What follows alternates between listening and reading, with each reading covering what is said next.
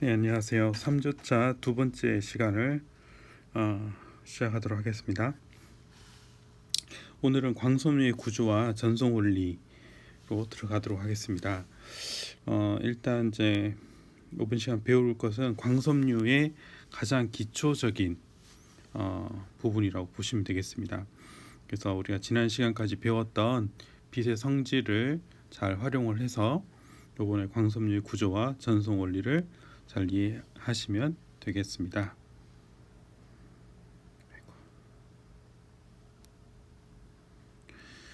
자, 잠깐만요. 아이고, 아직 제가 이게 사용법을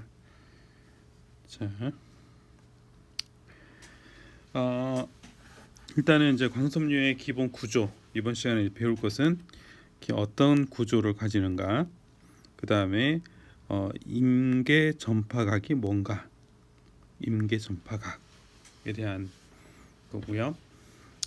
그 다음 수광각이라는 게 있습니다. 수광각은 뭔가, 그 다음에 개구수는 뭔가, 이것들을 배워보도록 하겠습니다. 그래서 수광각은 acceptance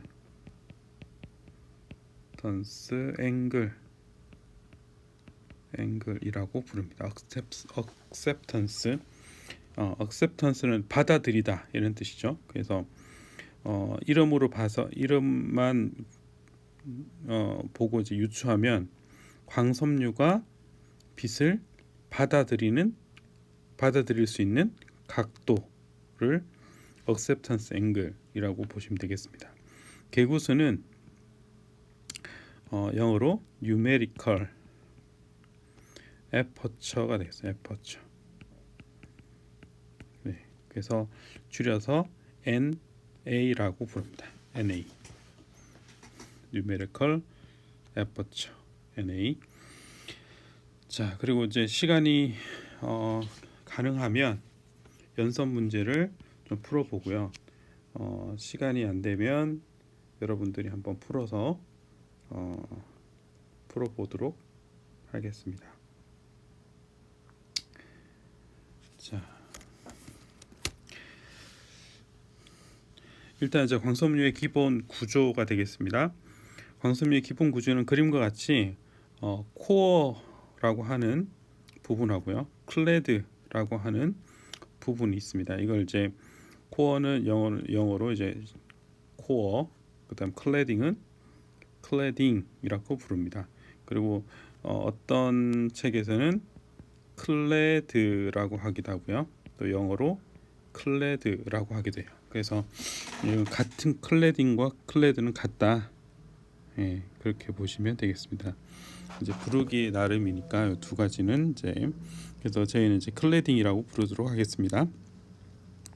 자, 코어와 클레드는 둘 다 SiO2, SiO2, 이게 이제 실리카 글래스라거든요. 실리카 글래스라고 합니다. 이게 이제 우리가 주로 이제 유리 창문에 사용하는 그 재질인 유리 재질로 만들었다. 그리고 뭐 휴대폰 그 액정 같은 그런 재질이 바로 실리카 글래스가 되겠습니다. 그래서 이것들은 뭐 잘 아시겠지만 모래에서부터죠. 모래에서부터 이 SiO2를 얻는 거죠. SiO2. 자, 그래서 이 재질이 SiO2 유리 재질이다. 그래서 코어와 클레드는 모두 유리 재질입니다. 그런데 코어와 클레드가 다른 게 있어요. 자, 코어는 클레드에 의해서 이렇게 둘러싸져 있습니다. 꼭 이렇게 연필에 코어는 연필에 비유를 하자면 연필의 중앙에 있는 연필 심 부분이라고 보시면 되고요. 클레드는 나무의 역할을 해줍니다. 나무, 이 심을 보호해주고 둘러싸고 있는 그 나무와 같은 역할을 해준 게 클레드다라고 보시면 돼요. 근데 코어의 굴절률은 N1, 클레드의 굴절률 N2라고 하면, 코어의 굴절률이 클레드의 굴절률보다 크게 만들어진 같은 재질이지만 코어의 굴절률이 클레드 굴절보다 크다라는 거죠. 요 차이가 있습니다. 굴절률 차이가 있다. 코어와 클레드는 굴절률 차이가 있다. 이렇게 보시면 돼요. 자, 클레드의 직경은 여기 나오지 않았지만 클레드의 직경은 125 마이크로미터 정도 됩니다. 예. 그리고 코어의 직경은 이건 이제 광섬 종류마다 좀 다른데 코어가 8에서 62.5 마이크로미터 정도 다이아메타가 돼요. 코어의 다이아메타는 8 마이크로 또는 62.5 마이크로 정도가 됩니다. 자, 그리고 이게 유리로 만들어진 이 125 마이크로라고 하면 이것은 사람 머리카락보다 얇은 두께거든요. 그렇기 때문에 이 얇은 유리가 어떻게 했습니까? 잘 깨지겠죠. 구부리면 잘 깨지니까 이것을 보호해주기 위해서 이렇게 클레드를 보호해주기 위한 코팅을 해주는데 이것은 보통 이제 폴리머라고 하는 고분자 조금 더 쉽게 얘기하면 우리가 플라스틱 재질이라고 보시면 돼요. 플라스틱은 딱딱한 거지만 조금 유연한 고분자, 우리 그 고무를 생각하시면 되겠습니다. 고무, 이렇게 좀 말랑말랑한 고무 같은 것으로 코팅을 합니다. 그래서 이것이 부러지지 않도록, 휘어도 부러지지 않도록 해주는 보호 역할을 해주는 그런 코팅을 하게 됩니다. 자, 정리한 걸 좀 볼까요? 코어와 클레드는 모두 실리카로 제조된다. 그래서 SiO2 실리카. 그 다음에 불순물을 첨가하여 굴절률을 조절한다. 그래서 코어의 굴절률이 클레드의 굴절률보다 큰데 코어에 뭐가 들어간다? 불순물을 첨가해서 굴절률을 높인다. 그래서 여기 넣어주는 첨가되는 불순물 중에 대표적인 것이 저마늄 GO2 저마늄과 P2O5라고 하는 포스퍼라고 하는 이 두 가지 물질을 넣어줘서 굴절률을 인덱스를 높여줍니다. 그 다음에 코어의 굴절률이 클레드 굴절률보다 얼마 정도? 0.2에서 1% 정도 더 크다. 자, 코어의 굴절률이 더 높은 이유는 빛이 코어 내부에 갇혀서 전송되도록 하기 위해서다. 우리 지난 시간에 전반사 배웠죠. 토탈 인터널 리플렉션. 토탈 인터널 리플렉션을 만족하는 조건 중에 N1이 N2보다 크다. 그래서 자, 입사되는 면에서의 굴절률이 굴절되는 면에서의 굴절률보다 크다. 그죠? 그래서 여기가 코어가 돼야 되고 여기 클레드가 돼야 되죠. 클레딩이 돼야 되죠. 그래서 N1이 N2보다 커야 되는 조건이 전반사. 우리가 코어로 이렇게 전반사 돼야 되기 때문에 빛이 들어가서 코어에 따라서 전반사 되면서 코어로만 진행을 하게 하려고 하기 때문에 그렇습니다.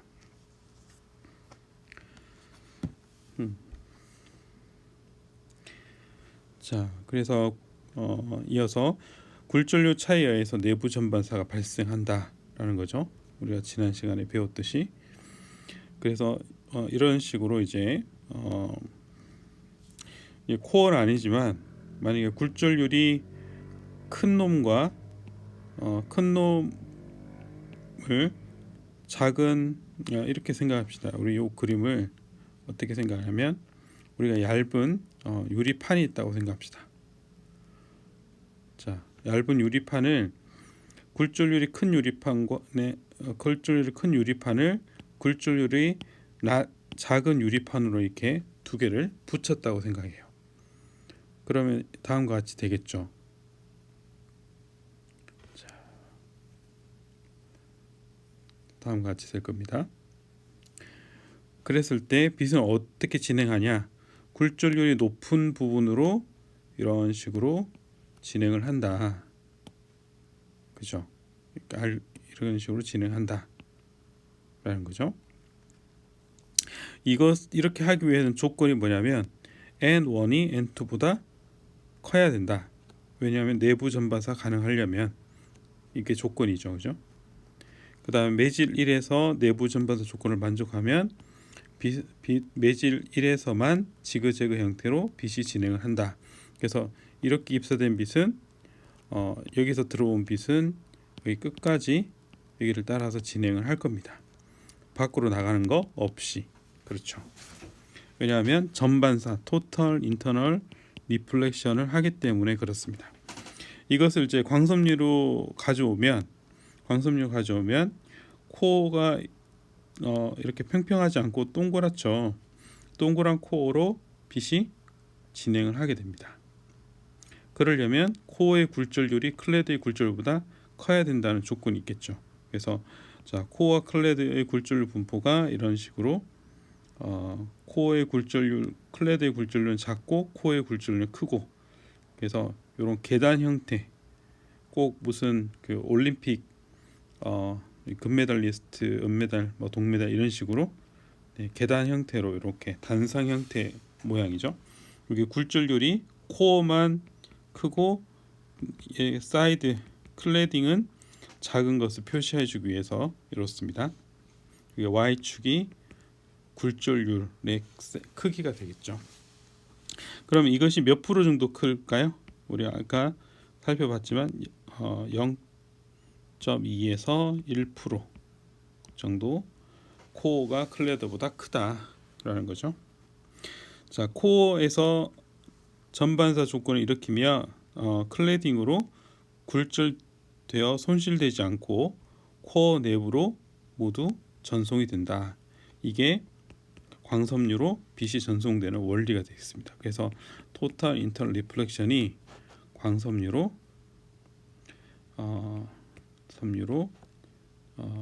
빛, 우리가 빛에 정보를 실죠.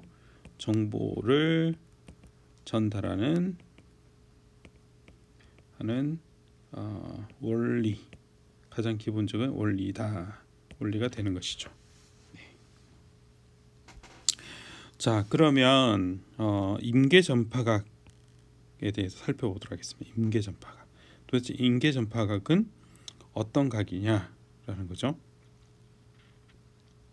자, 여기서 임계라고 하는 것은 이제 크리티컬 앵글, 크리티컬이에요. 크리티컬 다시 적겠습니다. 크리티컬. 네. 임계 전파각. 아마 이게 제가 프로파게이션 앵글 이렇게 될 것 같은데요. 알파 C가 되겠습니다. 자, 이게 어떤 건지 한번 살펴볼게요. 만약에 여기 광원이 있습니다. 레이저 다이오드나 LED 같은 빛을 만들어지는 광원이 있어요. 그리고 광섬유에 빛을 넣어주겠죠. 그래서 만약에 세타 A라고 하는 각도로 넣어줬다라고 합니다. 자, 세타 A로 넣어주면 이렇게 넣어줬을 때 어떤 조건이냐면 세타 A로 넣었을 때 전반사가 됩니다. 토탈 인터널 리플렉션. 코어 안에서 전반사가 되게 하는 입사각, 광원의 입사각을 세타 A라고 보시면 돼요. 자, 그러면은 여기서 자, 그때 세타 A가 되고요. 이것이 세타 C가 됩니다. 크리티컬 앵글. 그러면 이렇게 삼각형이 이렇게 나오죠. 삼각형. 이것을 빼서 이렇게 만들어 봤습니다. 그러면 여기가 임계가 크리티컬 앵글이 되게 하는 각이 있죠. 그 각을 이루는 이쪽 각. 이것을 뭐라고 하냐면 임계 전파각이라고 부릅니다.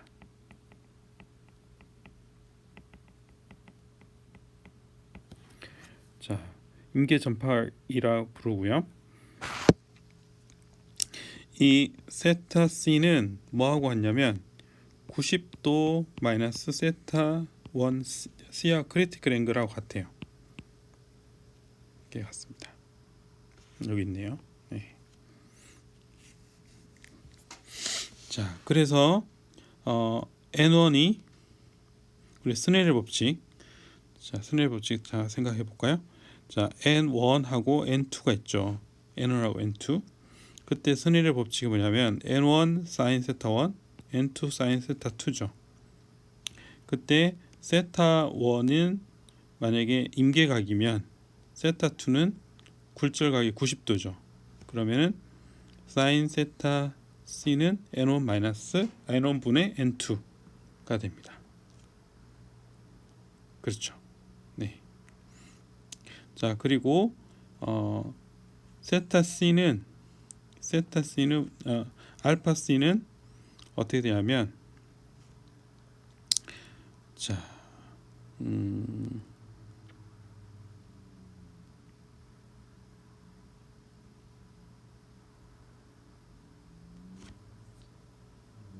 잠시만요. 네.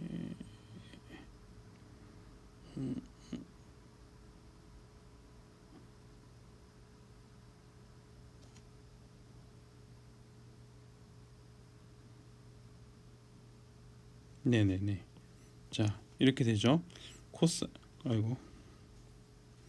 자, 여기다가 코사인 알파 c는 뭐하고 같냐면 코사인 90 세타 1c하고 같으니까 얘는 사인 우리 코사인 법칙에서 1c하고 같아요. 그럼 얘가 뭐하고 같냐면 밑에 같죠. n1 분의 n2. 그래서 알파 c는 아크 코사인 n1 분의 n2가 됩니다. 아크 코사인 n1 분의 n2가 돼요. 이게 뭐다? 임계 전파각이다. 그래서 임계 전파각은 광섬유를 따라서 진행해가는 이 각도가 임계 전파각인데 이 각도는 뭐에 의해서 결정되냐? N1과 N2에 의해서 결정이 된다. 그렇죠? 자, 그래서 N2가 만약에 기본적으로 N1이 N2보다 크죠. 그렇죠?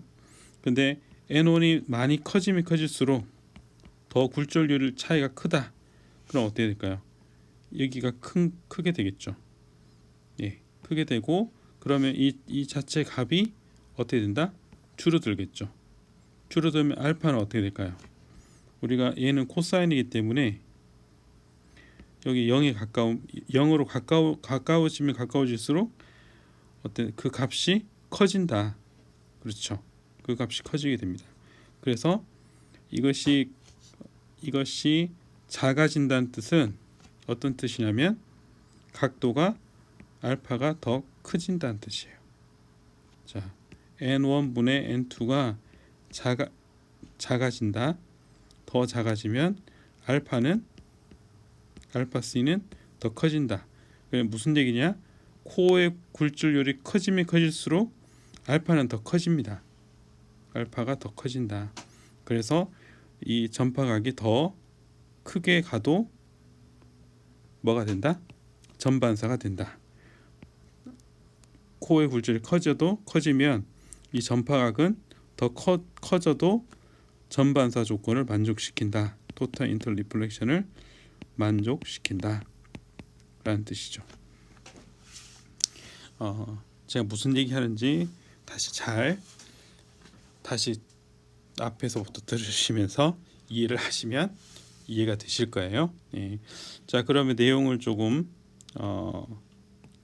여기 있는 내용을 한번 정리했던 내용을 살펴보도록 하겠습니다. 외부 강원에서 빛이 입사될 때 어떤 조건을 만족해야 내부 전파사가 일어나는가? 예. 토탈 인터 리플렉션을 만족시키기 위해서는 세타 A가 돼야 되죠. 세타 A가 세타 A로 들어오는 조건입니다. 자, 전파각. 이 전파각은 광선유 중심선과 빔이 이루는 각. 자, 이 중심선과 빔이 이루는 각을 전파각이라 부르는데 그 중에서 토탈 인터널 리플렉션이 되는 순간의 전파각을 임계 전파각이라 부릅니다. 그 전파각은 0에서부터 세타 C까지를 만족할 때 광섬유 내에서 전반사가 일어나게 됩니다. 임계 전파각은 내부 전반사를 만족시키는 임계각일 때 광섬유 중심과 이루는 각을 정의를 하고요. 알파 C는 아까 코사인 n1분의 n2 이렇게 된다 라는 것이죠. 자, 그 다음에 수광각을 살펴보더라. 수광각 이걸 이제 acceptance 앵글이다 라고 했었죠. acceptance 앵글. 자, 수광각은 어떻게 되냐? 수광각은 이 각을 수광각이라 합니다. 그래서 전반 안에 들어가서 전반사가 되게 하는 토탈 인터널 리플렉션이 되게 하는 바깥에 입사되는 광원의 각도를 수광각이라고 부릅니다. 수광각. 이걸 그래서 이 전체 각도가 되겠네요. 이 전체 각도. 한쪽의 각도가 아니라 전체 각도. 그래서 하나의 각도가 자 한쪽의 각이 얼마다?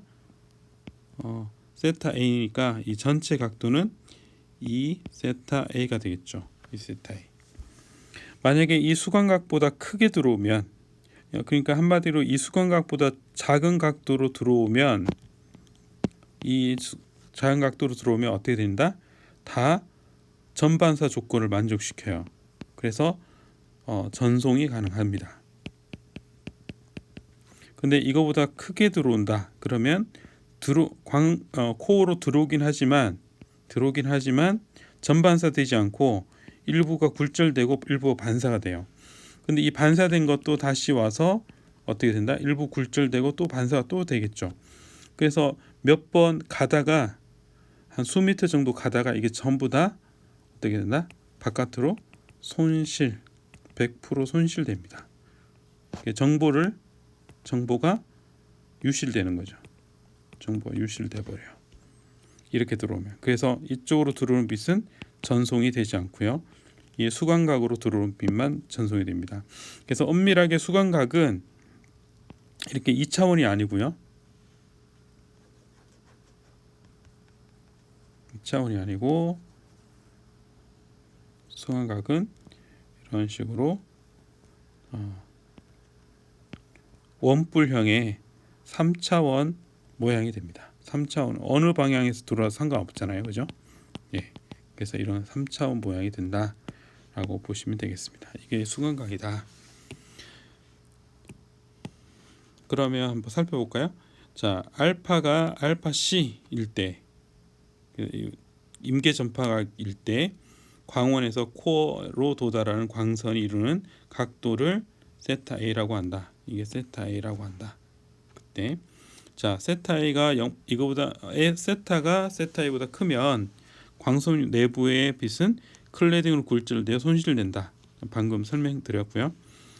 따라서 광원에서 광섬유로 이루는 빛의 각도 세타 A보다 작게 하는 것이 토탈 인터널 리플렉션 되게 하는 것이기 때문에 중요하다라는 거죠. 자, 이것은 우리가 조절이 가능한 겁니다. 조절.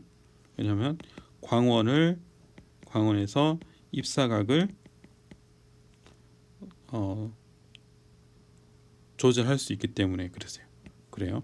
어떻게 조절하냐? 우리가 렌즈라든지 또 이런 것들을 사용해서 입사각을 맞출 수 있습니다. 네, 그렇기 때문에 외부에서 우리가 조절이 가능한 것이 세타 A다. 수광각은 이 세타 A의 2배, 이 세타 A를 이를 곱한 것이 수광각, acceptance 앵글이 됩니다. 자, 만약에 이쪽에 입사되는 여기가 공기이기 때문에 1로 놓고 스네일 법칙을 계산해 주면 사인 세타 A는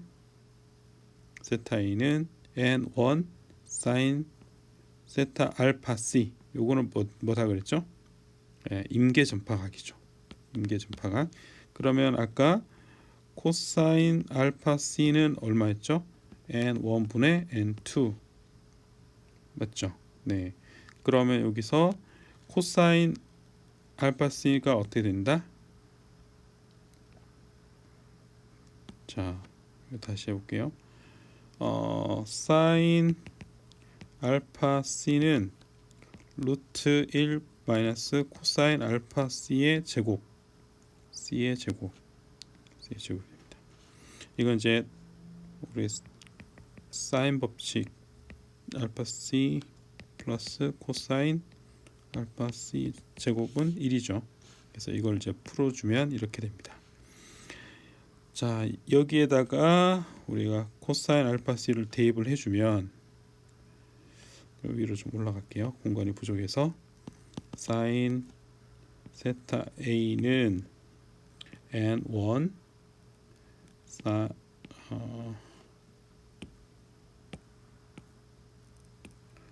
자, 루트 1 마이너스 코사인 알파 C의 제곱.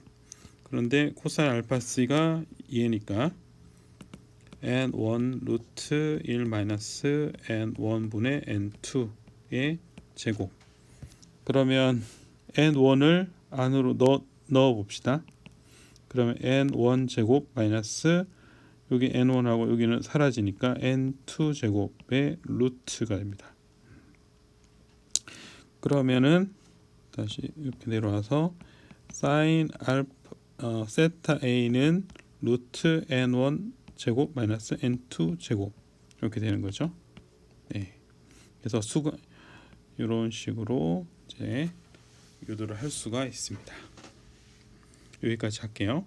넘어가서 자, 우리 방금 우리가 유도했던 것이 뭐냐? 사인 세타 A는 수광각에서부터 왔죠. N1 제곱 마이너스 N2 제곱이다. 이것을 앞에서 유도를 했었죠. 얘를 뭐라고 하냐면 얘를 numerical aperture라고 부릅니다. 이 사인 세타 A를 numerical aperture라고 부르고요. 이것은 N1 제곱 마이너스 N2 제곱하고도 같아요. 네, 이걸 개구수 numerical aperture라고 부릅니다. 이런 식으로 나오죠.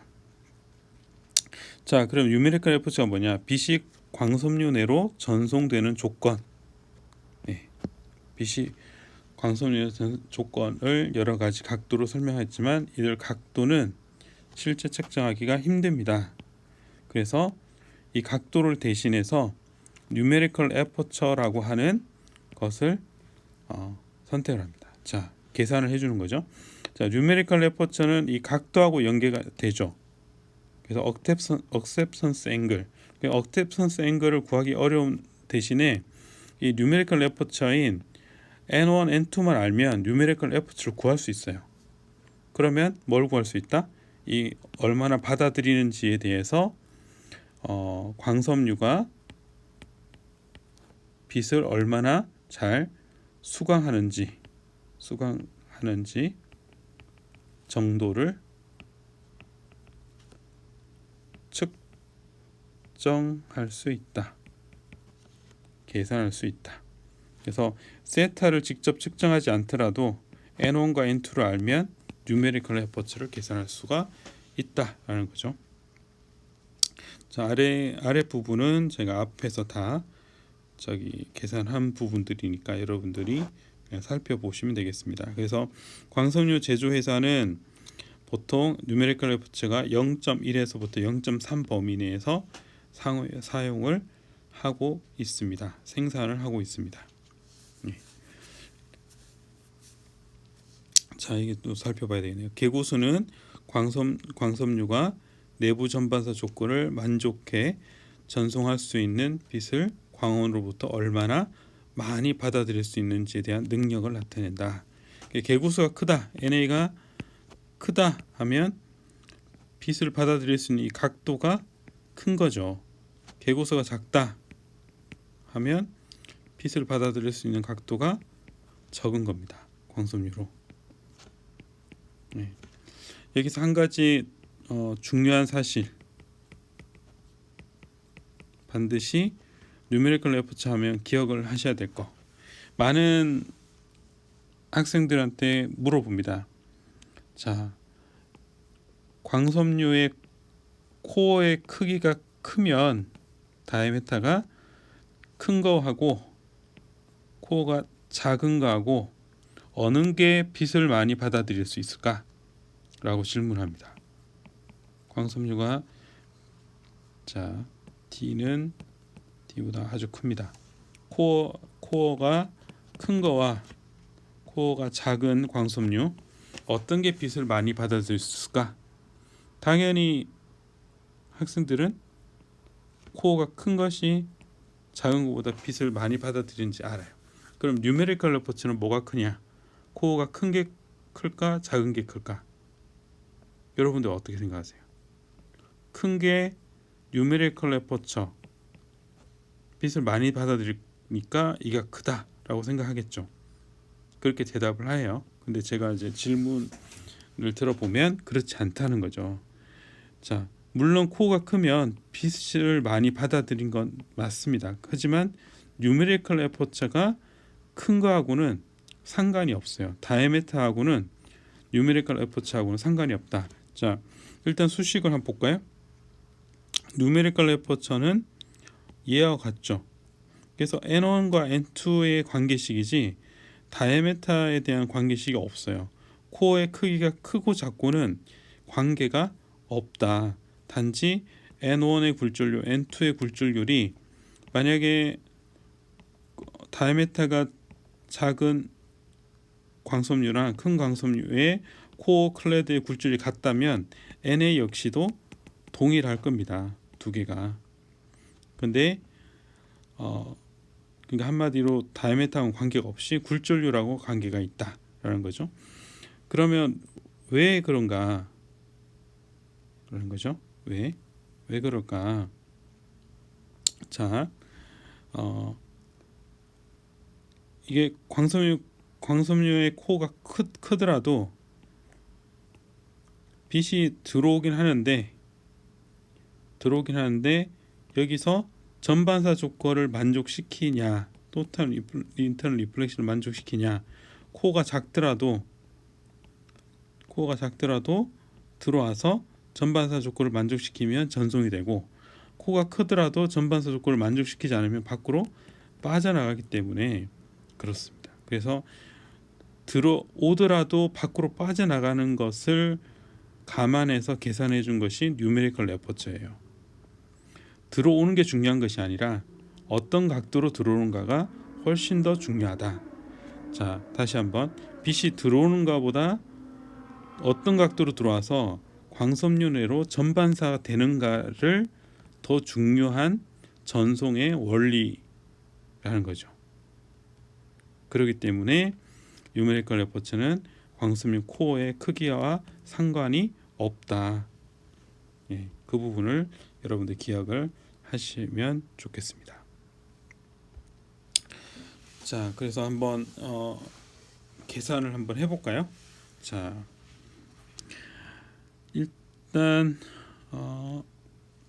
코어의 굴절률이 N1이 1.48이고요. 그 다음 N2가 클레딩의 굴절률이 1.46입니다. 그때 임계 전파가 알파 C는 얼마냐? 알파 C가 코사인 아크 코사인 N1분의 N2였죠. 그래서 아크 코사인 1.48분의 1.46 이렇게 계산을 해주면 A번의 답이 되겠습니다. 자, 그 다음 수광각 이 세타 A는 얼마냐? 2 곱하기 아크 사인 N1분의 N2였죠. 그렇네. 아니죠. 잠깐. 우리 acceptance 앵글은요, 우리가 아까 sin 세타 a가 뭐하고 같았냐면 루트 n1 제곱 n2 제곱이었죠. 그래서 루트 n1 제곱 마이너스 n2 제곱이 들어가면 돼요. 그러면 2 곱하기 sin 아크사인 n1이 루트 n1이 1.48 제곱 마이너스 1.46 제곱 이렇게 계산을 해주면 되겠습니다. C는 개구수 뉴메리컬 에퍼처를 계산하는 거죠. 뉴메리컬 에퍼처는 루트 n1 제곱 마이너스 n2 제곱이니까 루트 1.48 제곱 마이너스 1.46 제곱이 되겠습니다. 자, 이렇게 하면 이제 뉴메리컬 에퍼처까지 다 구해봤습니다.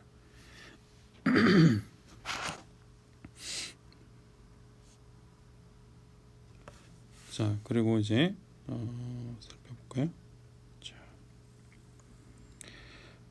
네, 그래서 이제 계산을 해주면 네, 아이고,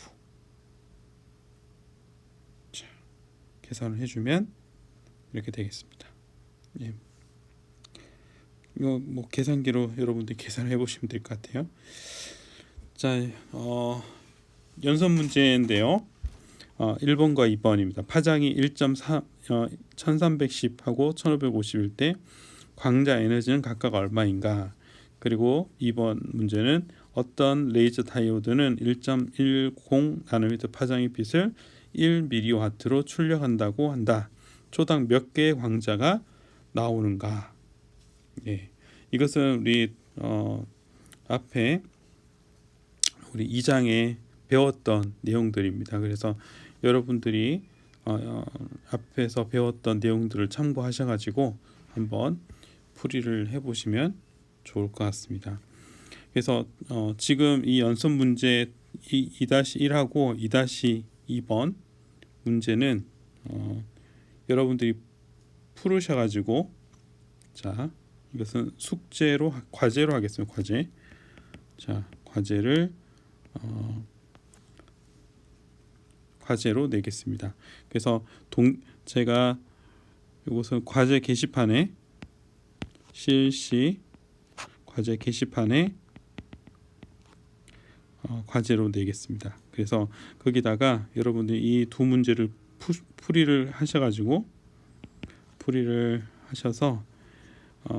사진을 찍든지 또는 스캔을 하든지 아니면 뭐 한글이나 워드를 사용하든지 해가지고 업로드를 하시면 되겠습니다. 그 게시판에 업로드를 하시면 제가 확인하도록 하겠습니다.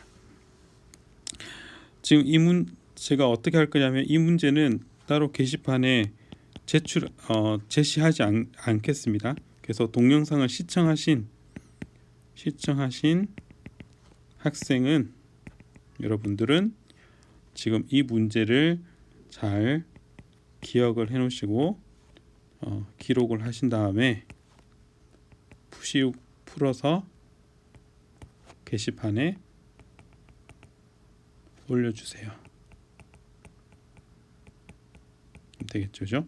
그래서 영상을 안 본 친구들은 못 올리겠죠. 네, 알겠습니다. 자, 여기까지 오늘 수업은 마치도록 하겠습니다. 수고하셨습니다.